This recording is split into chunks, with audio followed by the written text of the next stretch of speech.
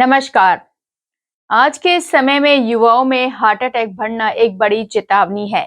इसकी सबसे बड़ी वजह है गलत खान-पान, एक्सरसाइज की कमी, ज्यादा तनाव, कम नींद और स्मोकिंग या शराब जैसी आदतें।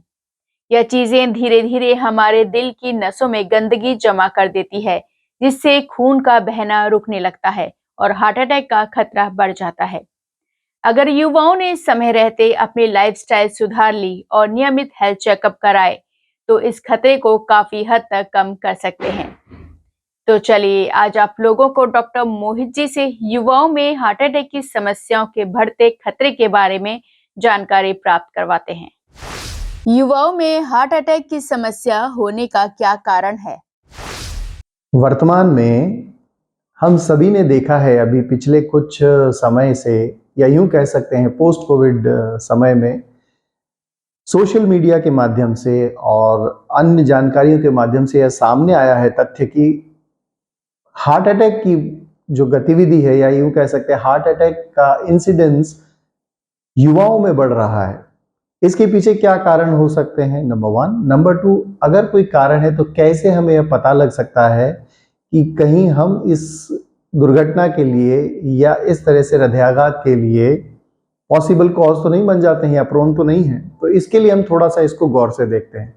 युवाओं में बढ़ती हुई संख्या हृदयाघात की या हृदय संबंधित बीमारियों की एक बड़ा ही मुख्य विषय है। तो इसके लिए सबसे पहले ये देखना होगा कि ऐसा क्या कारण है जो कोविड जैसी बीमारी या महामारी के पश्चात अचानक से बढ़ा। तो कहीं ना कहीं इसमें सबसे मुख्य कारण आता है मानसिक तनाव, स्ट्रेस। स्ट्रेस को ओवरकम करने के लिए सबसे पहले ये जानना जरूरी है कि स्ट्रेस का हमें पता कैसे लगे, या हम तनावग्रस्त हैं इसका कोई पैरामीटर, या इसको जानने के लिए हमें कैसे यह अंदाजा लगेगा कि हमारा यह जीवन शैली जो भागते दौड़ती जीवन शैली है, इसको हम कैसे नाप सकते हैं या इसको हम कैसे आइडेंटिफाई कर सकते हैं। तो इसके लिए सबसे पहले अपनी जीवनचर्या को समझें, जानें, देखें और एनालाइज करें। कॉरपोरेट युग है, भागती दौड़ती जिंदगी है, पैसा कमाने की होड़ है और हम सब भाग ही रहे हैं कहीं ना कहीं। तो तनाव प्रबंधन अगर हम नहीं कर सकते हैं तो युवाओं में बढ़ती हृदय रोग या हृदय संबंधी बीमारियों का एक जो मुख्य कारण है वह तनाव है। तो तनाव प्रबंधन एक बहुत बड़ा विषय है। साथ ही में WHO ने चेताया वर्ष 2024 में आने वाले समय में मेंटल हेल्थ, मानसिक स्वास्थ्य के ऊपर सबसे बड़ा फोकस होगा, क्योंकि तनाव का सीधा सीधा सा संबंध किसी भी व्यक्ति के लिए उसके मन के साथ होता है। अगर मन ठीक नहीं है तो उसका तन ठीक हो पाना बड़ा मुश्किल है। शरीर और मन इन दोनों का आपस में संबंध है। मन के तनावग्रस्त होने पर शरीर में भी तनावग्रस्त होना स्वाभाविक है। हृदय संबंधी लक्षणों को कैसे पहचानें? मोस्ट कॉमन सिम्टम जो ज्यादातर हमको लगता है या प्रैक्टिकल लाइफ में देखा जाता है वह होता है सीने में दर्द। अब सीने में दर्द अगर लगातार आपको हो रहा है 20 मिनट से ज़्यादा या आधा घंटे से ज़्यादा बिना रुके, कंटिन्यूअस, जो कि आप कई तरह की दवाएं ऑलरेडी खा चुके हो, उसके बाद भी अगर दर्द में आराम नहीं आ रहा है तो आपको तुरंत चिकित्सकीय सलाह की आवश्यकता है। इसके लिए इंतजार नहीं करना है। मैं फिर यहाँ कह रहा हूँ, कई बार हम इसको गैस का दर्द मान के या अन्य तरह का दर्द मान के इग्नोर कर जाते हैं। किसी भी बीमारी का विकराल रूप ले लेने का सबसे पहला कारण है इग्नोरेंस। एक सामान्य नागरिक, थोड़ा बहुत भी पढ़ा लिखा, अगर इग्नोरेंस हो जाता है उससे, तो वहां पर उसके साथ में दुर्घटना घट सकती है। तो पहला इग्नोरेंस, इग्नोर नहीं करना है छोटे से छोटे सिम्टम को भी। तो पहला है चेस्ट पेन। दूसरा है अपनी जीवन शैली को देखते हुए यह एक अनुमान लगाएं कि पहले कार्य करते हुए आप कितना थक जाते थे और अब कार्य करते हुए आप कितना थक जाते हैं। थकान की मात्रा, अगर आपको फ्रीक्वेंट एपिसोड से बार बार थक जाते हैं, थोड़ा सा काम करते ही आपका सांस फूलने लगता है, पसीना आने लगता है, घबराहट और बेचैनी बढ़ने लगती है, अगेन आपको प्रॉपर इवैल्यूएशन की या आवश्यकता है पूर्ण रूप से जांच कराने की। जांच में अगर सामने आ जाता है, मान लो आप युवा हैं या किसी भी एज ग्रुप के हैं और आपकी जांच में सामने आ जाता है कि आपकी कोई न कोई हृदय संबंधी बीमारी है, तो उसमें घबराने की आवश्यकता नहीं है। सबसे महत्वपूर्ण है चिकित्सकीय सलाह या विशेषज्ञ की सलाह। चूंकि हृदय संबंधी सलाह के लिए आज भी लोगों में यह भ्रांति है, भारतवर्ष में स्पेशली ये भ्रांति है कि चिकित्सक अनर्गल बरगलाते हैं मरीजों को या स्टेंट डालने के लिए प्रेरित करते हैं। ऐसा नहीं है, क्योंकि ये इंश्योरेंस बेस्ड होता है और भारत जैसे देश में आपके पास में उपलब्ध होती है सेकंड ओपिनियन। हमेशा मेरा यह मानना है, अगर आपको एक ओपिनियन में आपको डाउट लगता है तो immediately you can go for second opinion. आप दूसरे ओपिनियन के लिए भी जा सकते हैं। आप स्वतंत्र हैं पूर्ण रूप से अपने सारे सिम्टम्स को एनालाइज करने के लिए और दूसरी, तीसरी, चौथी ओपिनियन लेने के लिए। लेकिन हाँ, कुछ केसेस में कई बार हमको समय अभाव होता है, समय नहीं मिल पाता, तो उस स्थिति में जो भी विशेषज्ञ चिकित्सक के पास आप हैं उसके प्रति समर्पित भाव से अपना ट्रीटमेंट पूरा करवाएं, अन्यथा कई बार आपकी लापरवाही जानलेवा साबित हो सकती है। इसमें उपाय क्या है? उपाय का सबसे अच्छा तरीका है कि prevention is always better than cure. तो आप प्रिवेंटिव मेजर्स पर अगर ध्यान देते हैं, जिसमें आता है खान पान, तनाव प्रबंधन, अपने शरीर का ध्यान, योग, प्राणायाम, एक्सरसाइजेस, सुबह आप जल्दी उठिए, ध्यान करिए और जितने तरह के आपके फिजिकल एक्टिविटी के जो कार्य हो सकते हैं वो सब करिए।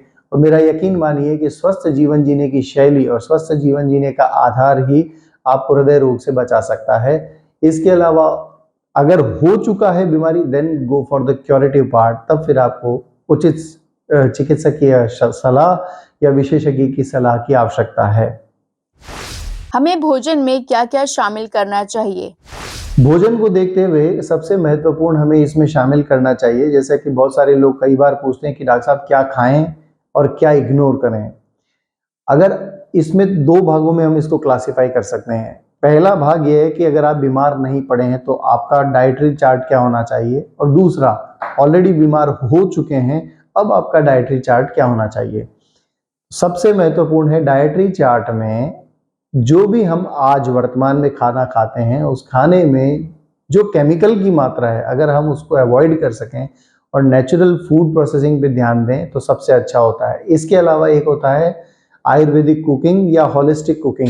होलिस्टिक कुकिंग में क्या होता है, कम तेल की मात्रा, कम मसाले की मात्रा, हरी पत्तेदार सब्जियां और एक सीजनल फ्रूट।